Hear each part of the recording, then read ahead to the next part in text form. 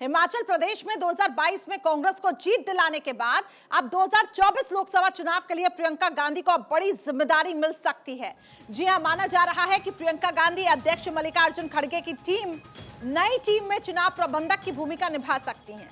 दरअसल राजनीतिक रणनीतिकार प्रशांत किशोर के साथ बातचीत के दौरान चुनाव प्रबंधन टीम बनाने का विचार सामने आया था, जिसके बाद प्रशांत किशोर को यह जिम्मेदारी दी जाने की बात हुई थी। हालांकि आगे कुछ मसलों की वजह से बात नहीं बढ़ पाई।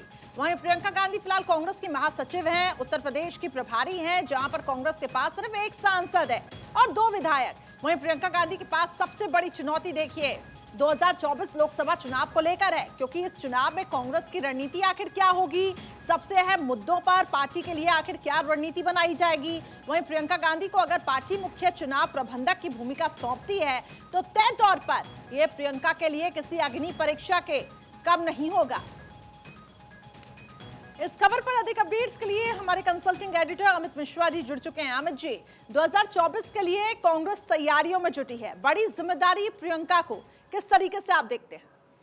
देखिए, जब से अध्यक्ष मल्लिकार्जुन खड़गे को बनाया गया है तब से गांधी परिवार संगठन में सिर्फ एक व्यक्ति यानी प्रियंका गांधी हैं, वो महासचिव हैं। उत्तर प्रदेश की कार्यभार है उनके पास और उत्तर प्रदेश में कांग्रेस कुछ कर नहीं पाई उनके नेतृत्व में। जब वो महासचिव थी, विधानसभा के चुनाव हुए और 2% के आसपास जो वोट बैंक है वो सिमट गया कांग्रेस का। लेकिन हाँ, हिमाचल प्रदेश की बागडोर उन्होंने संभाली थी बतौर प्रचारक और वहाँ पार्टी को जीत मिली थी। राजीव शुक्ला उनके बहुत पसंदीदा महासचिव हैं जो हिमाचल प्रदेश का कार्यभार देखते हैं और ये वजह मानी जा रही है कि जो प्रियंका गांधी की टीम थी उसने हिमाचल में जीत दिलाई। लेकिन दूसरी तरफ इनके चैलेंजेस बड़े हैं। मल्लिकार्जुन खड़गे अगर अध्यक्ष हैं और अध्यक्ष के नीचे एक ऐसा व्यक्ति जो गांधी परिवार से ताल्लुक रखता है उसको सरपरस्ती दी जाती है, जनरल सेक्रेटरी ऑर्गेनाइजेशन या उपाध्यक्ष बनाया जाता है या चुनाव प्रचार समिति की कमान सौंपी जाती है, तो फिर अध्यक्ष का जो पद है वो बहुत सिमट जाएगा। दूसरी बात ये है कि महासचिव जितने भी होंगे वो प्रियंका गांधी के इर्द गिर्द ही अभी भी घूमते हैं और आगे भी घूमेंगे, क्योंकि कांग्रेस में हमेशा दबदबा गांधी परिवार का ही रहता है।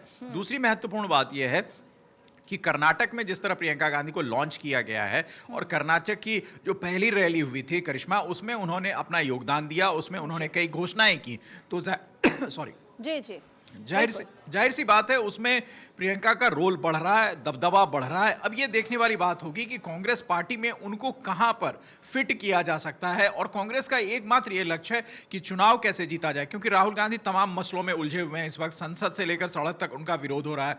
पार्टी में वो पूर्व अध्यक्ष के तौर पर है, जब वो अध्यक्ष थे कुछ खास नहीं कर पाए, तो अब कुल मिलाकर निगाहें जो है सिर्फ प्रियंका गांधी के ऊपर है। और 2024 के तहत ये एजेंडा सेट किया जा रहा है जिसमें कांग्रेस हम ये कह सकते हैं कि अपनी पूरी तैयारियों में जुटी हुई है। एक तरफ राहुल गांधी भारत जोड़ो यात्रा के जरिए किस तरीके से राहुल हम ये कह सकते हैं कि कांग्रेसी कार्यकर्ताओं के मोरल को बूस्ट कर रहे थे, कांग्रेस को एक नई ऊर्जा से फूंक रहे थे। दूसरी तरफ अब प्रियंका गांधी। ऐसे में अमित जी, जिसका हम जिक्र कर रहे थे कि एक तरफ तो देखिए अध्यक्ष की जिम्मेदारी गांधी परिवार से इतर मल्लिकार्जुन खड़गे को सौंपी गई, इसको एक बड़ा कदम के तौर पर देखा जा रहा था कांग्रेस में खास तौर से। लेकिन अब प्रियंका गांधी एक बार फिर से अगर ये बड़ी जिम्मेदारी उनको सौंपी जाती है तो क्या लगता है, क्या कांग्रेस खुद को, क्योंकि अब तक प्रियंका गांधी एक्टिव तो रही है, हमने देखा है हर एक कैंपेन में प्रियंका गांधी आगे आती रही हैं, चुनावों में प्रियंका गांधी आगे आती रही हैं, तो ऐसे में कांग्रेस में क्या लगता है आपको कि जो कांग्रेस को जोड़ने के लिए यहाँ पे ये कहा जा रहा था बीजेपी की तरफ से कि कांग्रेस जोड़ो अभियान है, ये तो कांग्रेस में क्या कुछ टूट हो सकती है या कांग्रेस में कोई ऐसी परिस्थितियां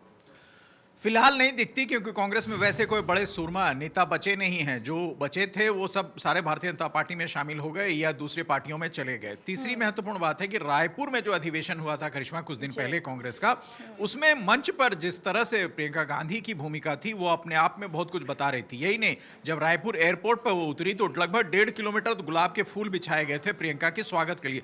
खुद मुख्यमंत्री भूपेश बघेल उनकी स्वागत अगवानी के लिए तैयार थे। तो उस समय ये लग रहा था कि प्रियंका का कद जो है पार्टी में बहुत ऊंचा जाने वाला है और जिस तरह वो मंच संचालन में बार बार अपनी चीजें बता रही थी मंच संचालक को, उससे भी लग रहा था जैसे उत्तर प्रदेश में कितने कांग्रेस के कार्यकर्ता मरे जिसका मंच ने अनाउंस नहीं किया, वो खुद उठी और उनका जिक्र किया। तो इससे लग रहा था और उन्होंने अपने भाषण में कहा कि हमें जमीन पर जो कार्यकर्ता हैं उससे जुड़ना पड़ेगा। तो कुल मिलाकर प्रियंका चाहती हैं कि पार्टी उठे, लेकिन सवाल यह है कि पार्टी जिस हालत में है वो फिर क्या एक बार गांधी परिवार पर एतबार जताएगा? क्योंकि सारे जो अटैक हैं, राजनीतिक अटैक इस वक्त आप देखें, चाहे ममता बनर्जी से लेकर और बीजेपी तक का अटैक हो, वो गांधी परिवार पर खास तौर पर है। राहुल गांधी, सोनिया गांधी, इसके इर्द गिर्द ही पूरा मामला होता है। और प्रियंका गांधी के साथ एक दिक्कत यह है कि उनके पति के ऊपर कई एक ऐसे आरोप भारतीय जनता पार्टी लगाएगी जो पहले भी लगाती आ रही है। तो पॉलिटिकली जो है वो डैमेज एक तरीके से करने की कोशिश होगी अगर वो किसी महत्वपूर्ण भूमिका में आती है तो।